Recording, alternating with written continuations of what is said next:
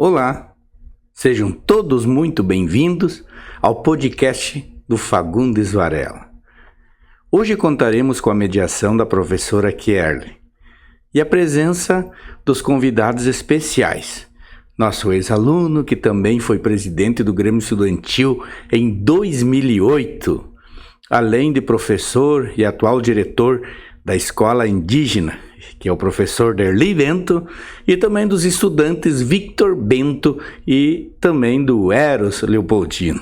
Junto eles vão falar sobre a importância da luta indígena pelos seus direitos e compartilhar também os detalhes do acampamento indígena realizado em Brasília. Junto eles vão falar sobre a importância da luta indígena pelos seus direitos e também compartilhar detalhes do acampamento indígena realizado em Brasília, que foi numa data aí em abril, que reforça a luta pela demarcação das terras indígenas.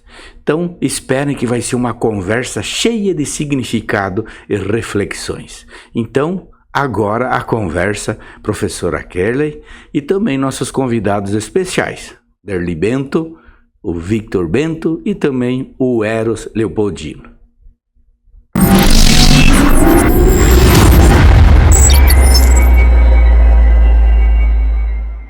Boa noite, eu sou a professora Kierley e estamos aqui hoje para fazer o nosso primeiro podcast das Ciências Sociais e Humanas do Instituto Estadual de Educação Fagundes Varela.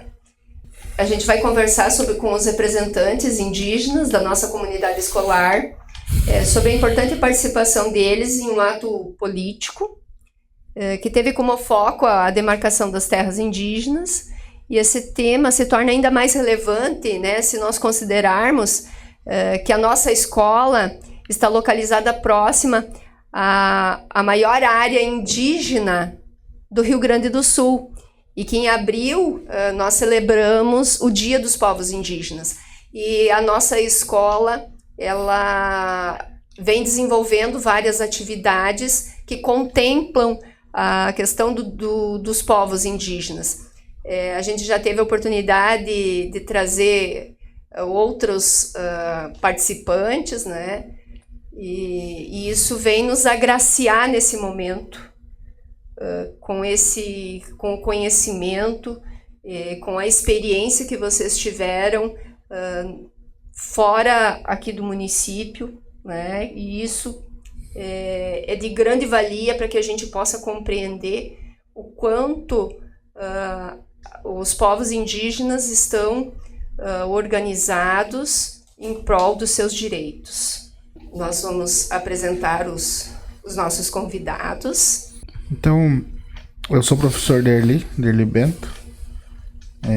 Eu trabalho na escola Todo Campina, no setor Estiva. Trabalho lá há mais de 12 anos. Atualmente eu estou como diretor daquele educandário. E para mim é uma honra, participar desse podcast aqui no Instituto Fagundes Varela, Agradecer o convite aí que fizeram através dos alunos aí, do meu filho Victor, que estuda aqui também. E para mim, como eu falei, é uma honra estar aqui porque a minha parte de ensino médio, de magistério, eu fiz todo ele aqui, no Fagundes Varela. É onde que tive ótimos professores e hoje a gente é colega de professores que nos ensinaram, que nos deram aula. E a gente agradece muito, eu agradeço muito os professores, que me ensinaram, que trabalharam comigo na época. E como eu disse, para mim é uma honra, participar desse podcast aqui junto com os meninos que estão aqui. Boa noite a todos. Meu nome é Eros Keina Ribeiro de Lima Leopoldino. Moro no setor de Irapuá. Sou do povo Caigangue. Estudo na escola Fagundes Varela, do primeiro ano de ensino integral. Boa noite a todos. Eu me chamo Victor Bento. Eu estudo na escola Fagundes Varela. Eu sou da terra indígena do Guarita, São João do Irapuá. e eu sou da turma 22 do curso normal. Então, nós passamos agora a algumas questões. Nós gostaríamos que eles nos relatassem a importância da viagem, da experiência que eles tiveram indo para Brasília. Eros, você pode nos relatar um pouquinho sobre essa questão da viagem, quantos dias, como foi estar em Brasília, que tipo de transporte vocês utilizaram? Nós fomos de ônibus, Quantas pessoas? foram 44, Homens e mulheres? sim. Foi a metade jovens, dos adultos, sim. Isso é importante. Quantos dias de viagem? Foi uma semana. Nós fomos num sábado e voltamos num sábado. E nesse processo de Miraguaí a Brasília, quantos dias? Foram 2 dias e meio. E aonde que vocês, lá em Brasília, aonde que vocês ficaram? No acampamento Terra Livre. Vitor, como foi a experiência em Brasília para você? Foi legal e ficar e ir com o meu povo daqui foi bom estar perto deles, porque eu me senti mais, digamos assim, aconchegado e mais foi legal. E chegar lá também, eu não sabia que lugar era exatamente, né? O lugar de Brasília que era. Mas eu fui reconhecendo pouco a pouco lá daquele lugar. E que tipos assim de atividades que vocês participaram nesse acampamento? Foram danças e cantos e história. Professor Derli, qual é o grande objetivo desse evento? Bom, então, primeiramente, assim, o evento da TL, né? Da TL em seu acampamento Terra Livre, né? Pra gente começar a falar sobre a TL, a gente tem que entender quantos anos ele tem, né? De movimento. Esse ano são 21 anos de movimento, né? A gente fez parte do ano passado também, participou do ATL do ano passado. E é onde que a gente falou com a nossa liderança para que esse ano pudesse ser levado a juventude, né? Porque só indo os mais velhos para lá não, vamos dizer assim, que não é, não que ele não seja interessante, mas o interessante é quando se leva os jovens e eles aprendem como que se faz parte do movimento, né? Não só do movimento em si, mas também conhecer outros povos, né? Para ter uma ideia, professora, esse movimento desse ano, a PIB, né? A PIB, que é a Articulação dos Povos Indígenas do Brasil, que é vamos dizer assim, que é o centro que organiza esses movimentos, contabilizaram mais de 9 mil indígenas, né? Nesse movimento, de todas as delegações que tiveram lá, né? Então, só a viagem em si é cansativa, né? Para ir para Brasília de ônibus, né? São 2 dias e meio de viagem. Aí a gente fica lá. Mas esse ano era mais sobre o tema era a PIB somos todos nós, né? A PIB somos todos nós. Por que disso? Porque como eu falei anteriormente, é a PIB que organiza, né? Esses eventos que saem, né? Junto com as outras articulações dos povos que tem dentro do território nacional, né? Uma das que nos representa aqui da região sul é a Arpinsul, né? Que nos representa aqui na região sul, que também faz parte da organização desses eventos e movimentos indígenas. Nós falar sobre agora educação escolar indígena, né? Na visão do não indígena, a educação, a forma de se ensinar numa escola indígena, no dentro de uma escola tradicional, é a cadeira, né? Mesa, o aluno sentado, professor lá na frente ensinando, né? Essa é a visão do não indígena, olhar de que forma que se faz uma educação dentro de uma escola. Mas para nós que somos indígenas, a nossa visão de ensino, ela tem outra visão. Então, dentro da nossa língua, nós temos uma palavra que a gente chama de pomoi, né? O pomoi, na verdade, é quando você tem uma visão de um todo. É como se você tivesse em cima, olhando lá para baixo. Então, você tem uma visão de um todo. Então, se você tem uma visão de um todo, então você, como professor, você tem que entender o que é a educação indígena, trazendo agora para dentro das nossas escolas a educação escolar indígena, né?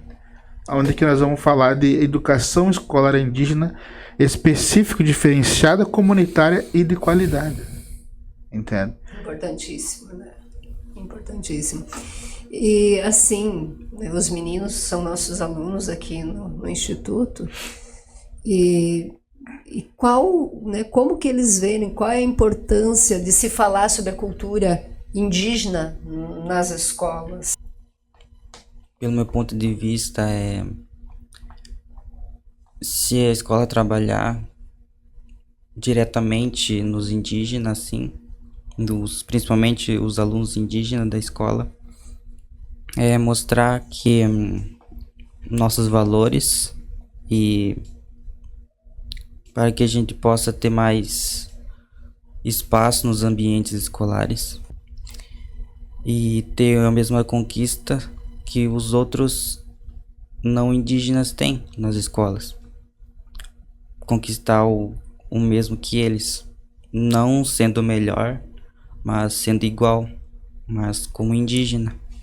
E assim, que desafios, né, assim, Derli, você também já foi aluno, né, aqui do nosso educandário e coisa. Que desafios vocês enfrentam no ambiente escolar como estudante indígena? Na minha época, quando eu comecei a estudar aqui, eu acho que era eu e mais um aluno indígena dentro da nossa turma, né? Pra tu ter uma ideia hoje, né, olhando para trás, olhando hoje, a gente vê a quantidade de alunos indígenas que tem para aquele tempo, né? Quando a gente vem estudar para cá. E inclusive a gente em 2008 eu fui eleito o presidente do Grêmio Estudantil, né? Aqui dentro do Fagundes Varela. Então como eu falei anteriormente, para mim é uma honra, né, de estar participando desse podcast aqui dentro desse educandário que me traz boas lembranças, né, da minha adolescência, dos meus colegas, né, meus professores, né, o professor Sadi foi meu professor, vários outros professores, né, que também hoje tem alguns professores que atuam como diretores dentro do nosso território que também foram meus professores, né. Então quando a gente olha para eles e a gente vê que tudo aquilo que foi falado, que nos foi ensinado, a gente olha e diz, não, valeu a pena o professor pegar no meu pé, né? Porque às vezes tem aluno que não gosta quando o professor pega no pé. E eu tive professor dentro do Fagundes Varela que pegaram no meu pé, né? Que pegaram no meu pé valendo, e hoje eu percebo que quando é chamado pegar no pé do aluno, é saber que o aluno tem um potencial lá na frente, né, a ser conquistado. E é isso que eu vejo nos jovens de hoje, né, que vêm para essa escola. Meu filho estudava até então na Caximim, né, ali no São João de Irapuá, onde que também tem ensino médio. Aí eu disse, agora tu vai mudar de ambiente, né? Só para tu sentir o que é a mudança de ambiente. Você sair do meio dos teus e ir para um lugar que você não conhece. Então eu acho que isso é fazer com que os nossos jovens eles tenham a oportunidade de crescer sozinho, olhando ao seu redor. Então é isso que os nossos velhos vão nos ensinar, né? Os nossos avós.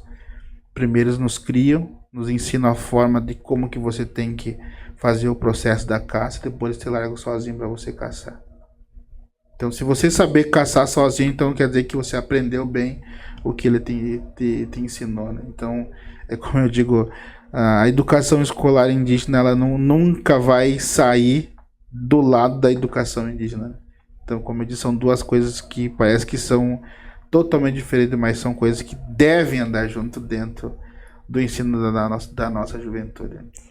E assim, isso é uma forma de fazer-nos pensar, para que a gente possa também contribuir, melhorar no nosso trabalho enquanto escola, enquanto professores, né?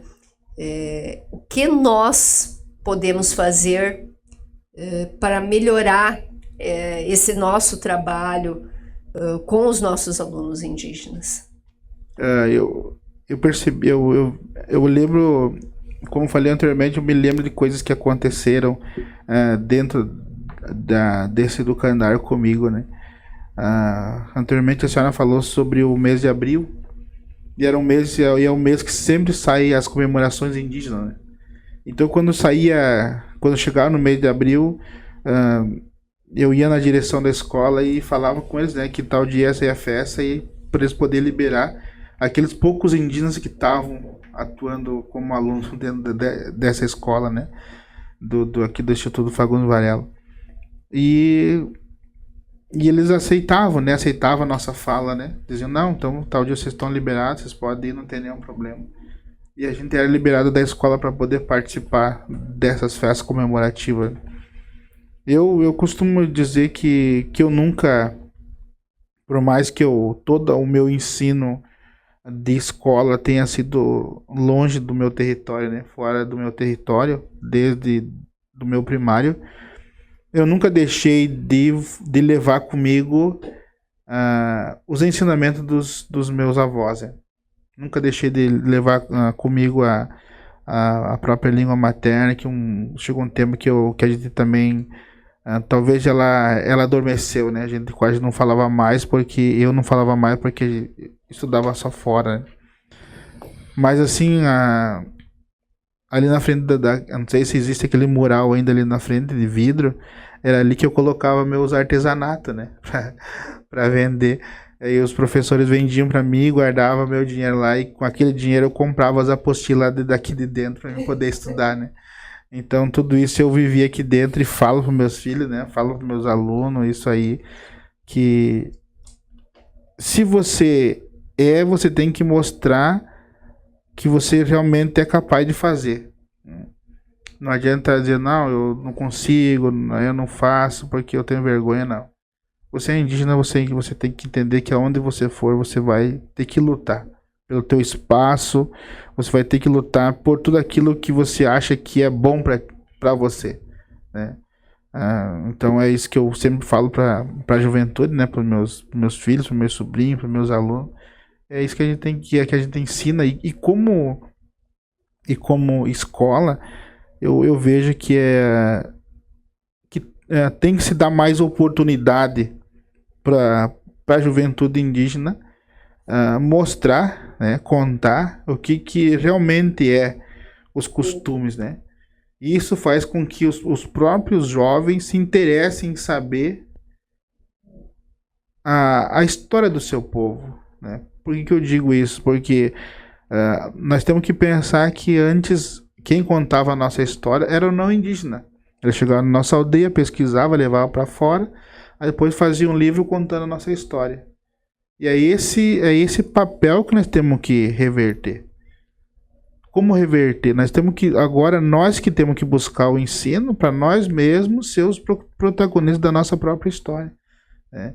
Então, quanto mais espaço a escola dá para esses jovens, aí eles vão realmente mostrar aquilo que eles sabem fazer.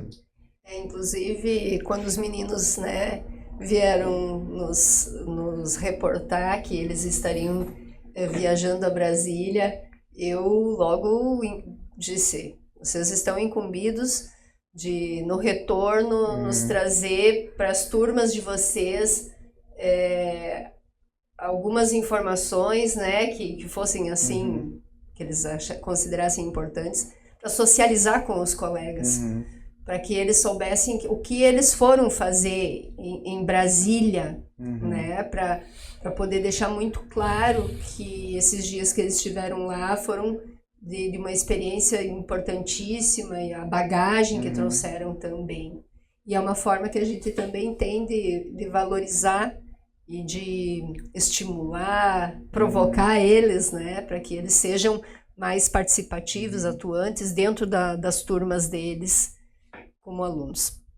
E assim, Darli, né, vamos aproveitando aí, a gente também gostaria assim que tu pudesse nos agraciar falando um pouquinho sobre a questão da demarcação, né, dessa luta dos povos indígenas sobre a questão da demarcação de terras.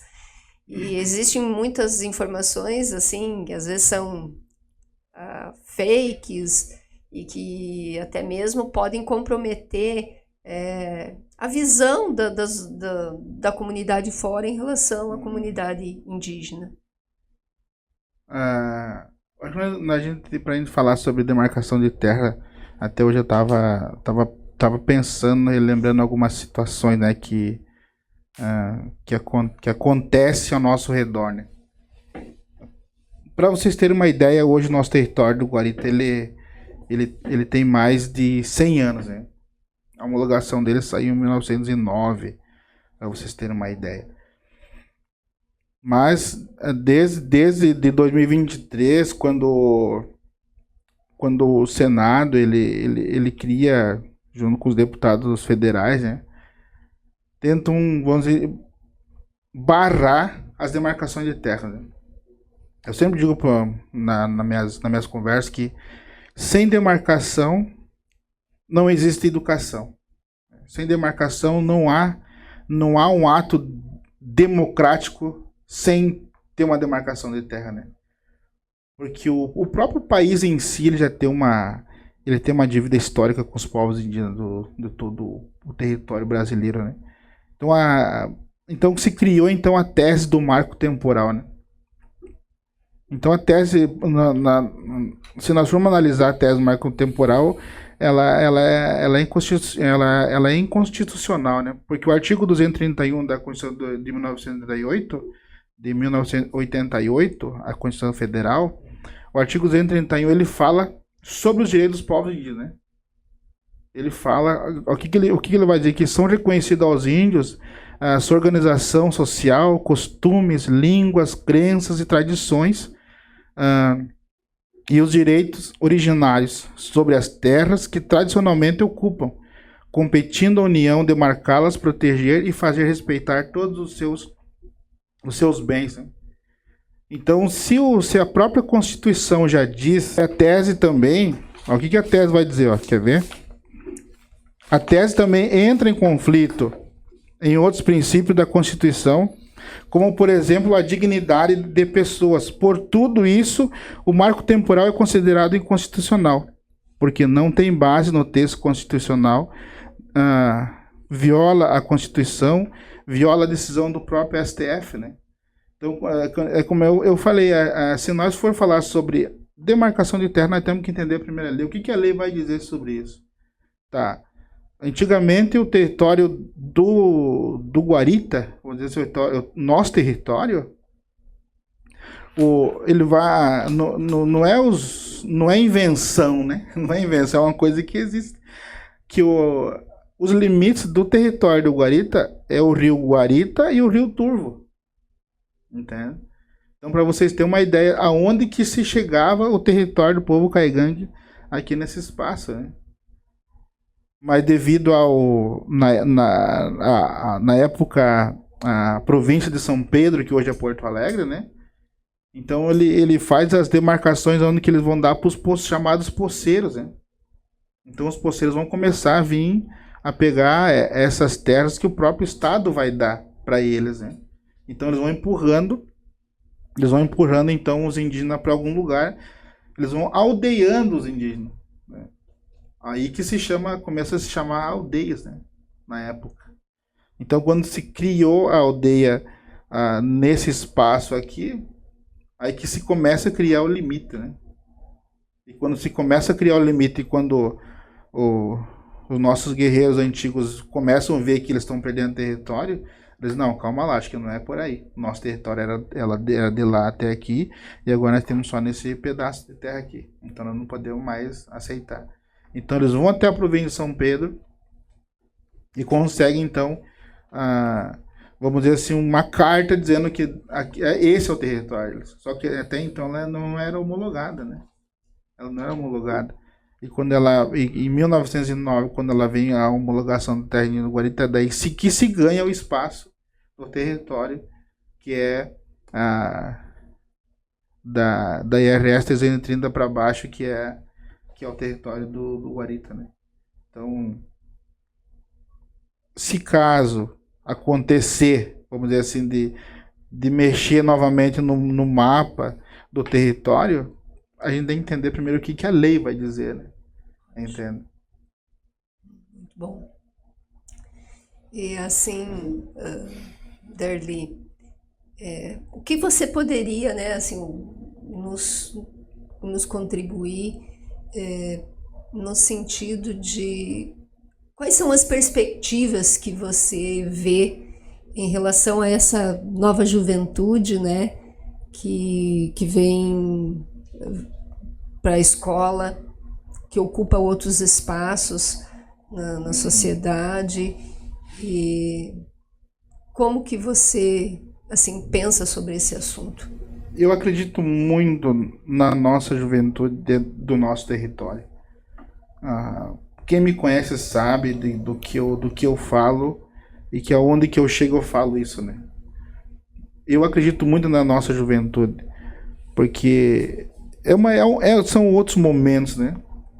Não são mais aqueles momentos de antigamente, mas cabe a nós mais velhos, vamos supor, hoje eu tenho 38 anos, cabe a nós ensinar a eles o que é a cultura, né? O que é a cultura, e fazer com que eles entrem no movimento, é fazer com que eles também entendam o que é o processo do movimento em si. Por exemplo, hoje eles não vão mais lutar por demarcação de terra como era antigamente, porque o território já é demarcado, entende? Mas existem outras questões que eles têm que lutar, que é pela saúde, né? Que é pela educação, que é a saúde a você poder ir e vir sem ninguém ter alguma discriminação contra você, né? Então esse tipo de luta que eles têm que entender o que é, né? Eles conquistar o próprio espaço deles. Quando que antigamente poderia dizer que o indígena poderia assumir uma direção de escola? Entende? Então aí começa a se pensar. Quando que um dia se pensou o indígena ser um médico, que hoje já é realidade? Sim. Quando que se pensou um dia um índio ser um vereador, por exemplo, né? E eu fui o vereador dentro do meu município de Redentora, o vereador mais novo que teve. E hoje nós continuamos ainda com 2 vereadores indígenas dentro do próprio município. Então todos esses espaços que eu acabei de falar, tudo é conquista de luta, entende? É conquista de luta. Hoje o nosso povo, o povo Caigangue é o terceiro maior povo indígena do país, né? Mais de 33 mil indivíduos, para tu ter uma ideia. E dentro do Guarita, do território do Guarita, no último censo que eu tive conversando com a liderança maior, passava um pouco de 8 mil, né? Isso há 2 anos atrás, entende? Dentro do território do Guarita. Então veja que parece ser um espaço grande de território indígena, mas se nós pensar assim, cada um vai pegar um pouquinho, cada um vai ficar com alguma parte, né? Mas só que não é só isso, que nem eu tô falando, que não é só isso. A gente tem que buscar nossos espaços, saber aonde que nós temos que pisar e com quem nós vamos falar, para nós conseguir. Que nem eu falei, a juventude de hoje vive um outro momento. Não é um momento de luta por território, por chão. Mas é luta, como eu digo hoje, é pelo poder da caneta, né? Pelo poder da caneta. Antigamente se lutava com arco e flecha, com lança, né? Hoje a gente tem que ensinar o nosso jovem a ter o poder da caneta, né? Porque aí é essa coisinha que dá poder para eles, né? Para eles saber onde é que eles vão, né? Para eles saber onde que eles vão ir, onde é que eles vão, o que eles vão falar, ter o que eles quiserem ter sem deixar de ser indígena, entende? Então quando a gente tem o apoio das escolas, do território, quando a gente tem apoio da própria liderança maior dentro do nosso território, para nós pegar os nossos jovens e ensinar eles como tem que ser feito, aí realmente a nossa luta ela está começando a ganhar corpo, entende? Ela está começando a ganhar corpo. Então os espaços de luta que a gente conquista todos os dias, né?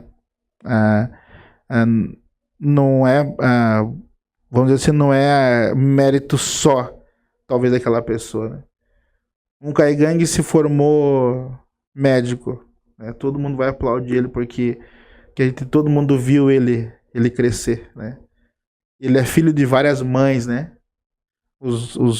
As crianças são filhos de várias mães.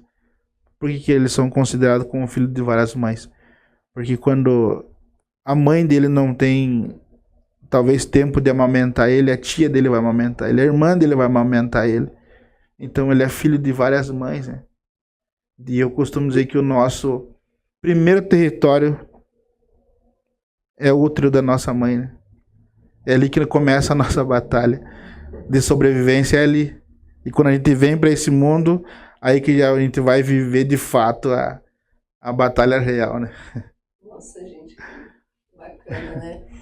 E a gente fica muito feliz, assim, enquanto escola, ter recebido vocês aqui nessa noite, né? Para que a gente pudesse falar um pouquinho sobre essa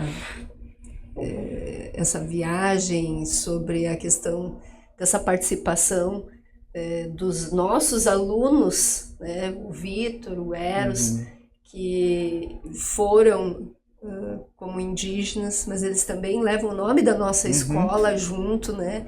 Isso é muito importante para nós e a gente gostaria, assim, de te deixar o espaço aberto para alguma coisa que você considera importante, que você, né, queira deixar alguma ideia bacana aí para que a escola possa desenvolver junto com esses meninos, né?